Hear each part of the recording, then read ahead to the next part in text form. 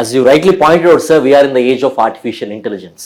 So, ఉన్న jobs అనేటువంటివి coding కానివ్వండి, టెస్టింగ్ కానివ్వండి, సో మెనీ థింగ్స్ ఏంటంటే ఇప్పుడు సరిగ్గా లేని పరిస్థితి అనమాట. ఫ్లరిషింగ్ కాదు ఆ కోర్సెస్ కానివ్వండి, ఆ జాబ్స్ అనేటువంటి చాలా మంది చెప్తున్న మాట ఇండస్ట్రీ సైడ్ నుంచి కూడా వస్తుంది. అందుకే స్కిల్లింగ్ బదులు రీస్కిల్లింగ్ అనేటువంటి ఎక్కువ వినిపిస్తూ వస్తూ ఉన్నాం.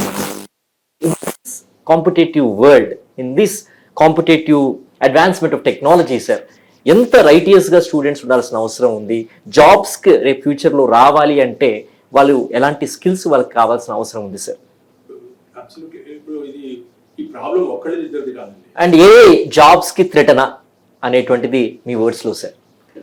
ఇందాక నేను చెప్పినట్టుగా అండి, ఆర్టిఫిషియల్ ఇంటెలిజెన్స్ ఒక it's not a problem, it's opportunity. ఎంత క్లియర్గా సింపుల్గా ఆర్టిఫిషియల్ ఇంటెలిజెన్స్ నథింగ్ అంటే సింపుల్ అండి. అసలు ఇది ఇందాక చెప్తున్నట్టు క్యాలిక్యులేటర్స్ అనే ఎగ్జాంపుల్, ఇట్స్ నథింగ్ బట్ ఒక చిన్న ఎగ్జాంపుల్ ఏంటంటే, ఒక మనిషి ఫర్ ఎగ్జాంపుల్ మొత్తం మర్చిపోయి సడన్ గా ప్రపంచంలోకి మళ్ళీ బయటకు వచ్చాడు అనుకోండి, వాడు వేడి ఇది చల్లా, ఈ చెయ్యి ఇలా మూవ్ చేయాలి, ఇలా తినాలి, ఇది తన గురించి తను డిస్కవర్ చేసుకోవడం మెషిన్ కి మనం చెప్తున్నాం. We are telling the machine, this is what it is, this is how you move your hand. అది మెషిన్ లెర్నింగ్. మెషిన్ కి టీచ్ చేయడం మెషిన్ లెర్నింగ్. సో మనం చేసే పనులు మనం మెషిన్ కి చెప్తున్నాం, అది మెషిన్ లెర్నింగ్. రైట్? మనం ఇచ్చే సో మచ్ డేటా, ఆ డేటా సైన్సెస్ గా దాన్ని మనకి, ఇప్పుడు ఫర్ ఎగ్జాంపుల్ మీరు ఎవ్రీ ఫ్రైడే పిజ్జా తింటారు. సో ఫ్రైడే మార్నింగ్ ఏమవుతుంది, మీకు కూపన్ వచ్చేస్తుంది, పిజ్జా కూపన్. అదే ఆర్టిఫిషియల్ ఇంటెలిజెన్స్. మీ బిహేవియర్ బట్టి ఆటోమేటిక్గా చెప్పేస్తుంది సిస్టమ్. ఇవాళ నీకు ఎవ్రీ ఫ్రైడే పిజ్జా తింటాడు, ఇంకొక ఫ్రీ పిజ్జా కూపన్ అని. So it's all predictability. Artificial అంటే it's all about data. So నేను ఏంటంటే పిల్లలకి ఏం చెప్తున్నానంటే, ఆర్టిఫిషియల్ ఇంటెలిజెన్స్ ఒక థ్రెట్ గా చూడదు, ఒక ఎనేబులర్ గా చూడండి. ఎనేబులర్ అంటే ఒక గ్లవ్ లాగా, soft glove, soft velvet glove. దాన్ని పట్టుకుంటే ప్రతి జాబు మీకు ఒక ఆర్టిఫిషియల్ ఇంటెలిజెన్స్ ఎనేబుల్డ్ వర్కర్ లాగా అవుతారు. సో మీకు థ్రెట్ లాగా చూడకుండా అయ్యో నాకు అనుకోకుండా నేను ఏం చెప్తున్నానంటే, ఆర్టిఫిషియల్ ఇంటెలిజెన్స్ టూల్స్ ని మీరు నేర్చుకోండి ఫస్ట్.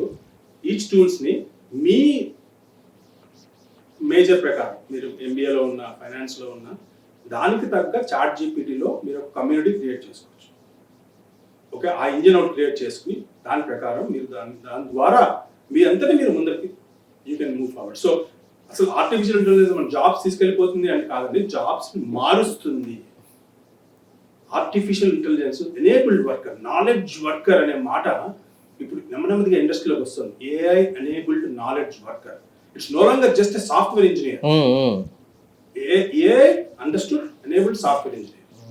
So సాఫ్ట్ వెల్వెట్ మనకు వస్తుంది. అందుకే రేపు జాబ్ లోకి వెళ్ళి మీరు ఎంటెక్ బీటెక్ చేసి చాట్ జీపీటీ ఎప్పుడైనా లాగిన్ అయ్యామంటే, లేదు సార్ ఎప్పుడు లాగిన్ కాలేదంటే వాడు ఇమీడియట్ గా మిమ్మల్ని పక్కన పెట్టేస్తారు.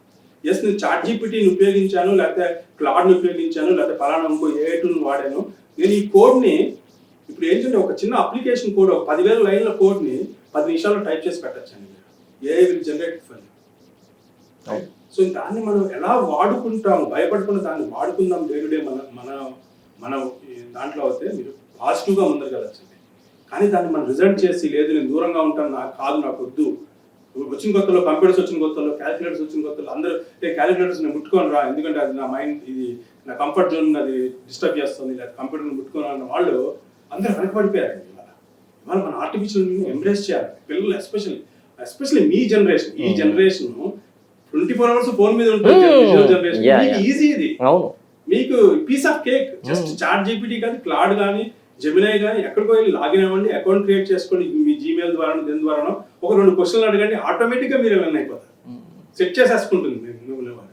రైట్? సో ఆ టూల్స్ ని వాడుకోవడం ఫస్ట్, దీన్ని జెమినై టూల్స్ అంటారు. ఈ టూల్స్ ని వాడటం ఒక వంతు, ఆ టూల్స్ ని బిల్డ్ చేయటం ఇంకో వంతు, ఆ టూల్స్ ని బిల్డ్ చేసే అప్లికేషన్స్ బిల్డ్ చేయడం ఇంకో వంతు. సో మల్టిపుల్ లేయర్స్ అదే. ఇప్పుడు ఇవాళ ఫ్రెష్ గ్రాడ్యుయేట్స్కి నేను థర్డ్ లేయర్ గురించి మాట్లాడదలుచుకోలేదు, ఎందుకంటే ఇవాళ మీరు LLMs అనే కొత్త మాట, లార్జ్ లాంగ్వేజ్ మోడల్స్ అని. రైట్? ఇప్పుడు మా ఫ్రెండ్ ఒకడు ఉన్నాడు, మన వేద సంస్కృతిని అన్నింటినీ LLM క్రియేట్ చేస్తాం. ఇప్పుడు ఇవాళ వికీపీడియాలో ఎక్కడికైనా మన భారతీయుల గురించి మాట్లాడుతుంటే చాలా మిస్ఇన్ఫర్మేషన్ వస్తుంది. సో వాడు అతను ఏం చేస్తాడంటే, ఒక మంచి లార్జ్ లాంగ్వేజ్ మోడల్ క్రియేట్ చేసి కరెక్ట్ ఇన్ఫర్మేషన్ వచ్చేటట్టు మనం ఒక ఆర్టిఫిషియల్ ఇంటెలిజెన్స్ ఇంజిన్ దాన్ని కరెక్ట్ గా వాడి పంపించదు. సో ఆ లెవెల్ ఆఫ్ అప్లికేషన్స్ క్రియేట్ చేసే సత్తా కూడా ఉందండి ఇవాళ. కానీ వాళ్ళు ఏమంటారండి యువతకి, మీరు first generative AI chat GPT basic tools నేర్చుకో. Microsoft Copilot or GitHub Copilot, GitHub అని ఉందండి. ఇది ఎవ్రీ డెవలపర్కి అది ఒక డిపాజిటరీ. ఒక డెవలపర్ గిట్హబ్ లో అకౌంట్ లేకపోతే అసలు డెవలపరే కాదు. Right, he has to have GitHub. And GitHub ని కోపైలట్ తో ఇంటిగ్రేట్ చేస్తే మీరు ఒక చిన్న కోడ్, ఫర్ ఎగ్జాంపుల్ మనందరికీ ఓటీపీ వస్తుంది, రైట్? ఓటీపీ రాయడానికి ఎవరో కోడ్ రాయాలి కదా. ఆ కోడ్ ఒక 20,000 లైన్స్ 10,000 లైన్స్ బేస్డ్ ఆన్. ఇప్పుడు మీరు గిట్హబ్కి వెళ్ళి కోపైలట్ వాడి create a program for me that generates OTP అంటే 5 సెకండ్లు 30 సెకండ్స్ క్రియేట్ చేస్తుంది 2000 lines code. Random generation function create చేసి ఒకప్పుడు ఒక ఇంజనీర్ కూర్చుని 24 అవర్స్ కూర్చుని రాసిన కోడ్ 30 సెకండ్స్ లో ఇవాళ గిట్హబ్ లో కోడ్ క్రియేట్ అవుతుందంటే మీరు ఆర్టిఫిషియల్ ఇంటెలిజెన్స్ ని అందరం మన ఫ్రెండ్ లాగా, ఒక ఎక్స్టెన్షన్ లాగా చూడాలండి. చిన్నప్పటి నుంచి 8th, 9th, 10th పిల్లలందరూ యూట్యూబ్, ఇన్స్టాగ్రామ్ కన్నా పర్ప్లెక్సిటీ, చాట్ జీపీటీ, క్లౌడ్ లో లాగిన్ అయ్యి అక్కడ రీసెర్చ్ ఇంజిన్స్ ని మీరు చదవండి. అదే ఇలాంటి ఎడ్యుకేషన్ ఫార్మ్స్ లో మీరు వినండి, ఎక్స్పర్ట్స్ తో మాట్లాడండి, మాలాంటి ఎన్జిఓస్ తో ఇంటరాక్ట్ అవ్వండి. అప్పుడు మీకు ఆర్టిఫిషియల్ ఇంటెలిజెన్స్ ని ముళ్ళుతో తీసినట్టుగా మనం దాన్ని కరెక్ట్ గా వాడితే, దాన్ని కరెక్ట్ గా టేమ్ చేసుకుంటే మనకు చాలా సక్సెస్ అవుతాం.